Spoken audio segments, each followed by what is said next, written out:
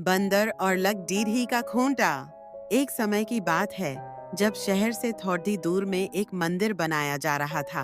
उस मंदिर के निर्माण में लकड़ियों का इस्तेमाल किया जा रहा था।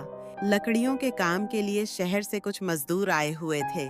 एक दिन मजदूर लकड़िधी चीर रहे थे। सारे मजदूर रोज दोपहर का खाना खाने के लिए शहर जाया करते थे। उस दौरान 1 घंटे तक वहां कोई भी नहीं रहता था। एक दिन दोपहर के खाने का समय हुआ तो सभी जाने लगे। एक मजदूर ने लकड़िधी आधी ही चीर थी, इसलिए वह बीच में लकड़िधी का खूंटा फंसा देता है ताकि दोबारा चीरने के लिए आरी फंसाने में आसानी हो।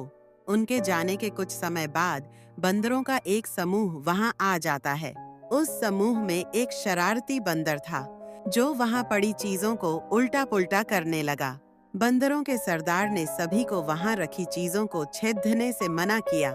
कुछ समय बाद सारे बंदर पेड़ों की तरफ वापस जाने लगे तो वह शरारती बंदर सबसे बचकर पीछे रह जाता है और ऊधम मचाने लगता है। शरारत करते करते उसकी नजर उस अधचिरे लकड़िधी पर पड़ी रहती है जिस पर मजदूर ने लकड़िधी का खूंटा लगाया था। खूंटे को देखकर बंदर सोचने लगा कि उस लकड़िधी को वहां पर क्यों लगाया है, उसे निकालने पर क्या होगा। फिर वह उस खूंटे को बाहर निकालने के लिए खींचने लगता है। बंदर के अधिक जोर लगाने पर वह खूंटा हिलने और खिसकने लगता है, जिसे देखकर बंदर खुश होता है और जोर लगाकर उस खूंटे को सरकाने लगता है। वह खूंटे को निकालने में इतना मग्न हो जाता है कि उसे पता ही नहीं चलता कि कब उसकी पूंछ दोनों पाटों के बीच में आ गई। बंदर पूरी ताकत के साथ खूंटे को खींचकर बाहर निकाल देता है। खूंटा निकलते ही लकड़िधी के दोनों भाग चिपक जाते हैं और उसकी पूंछ बीच में फंस जाती है।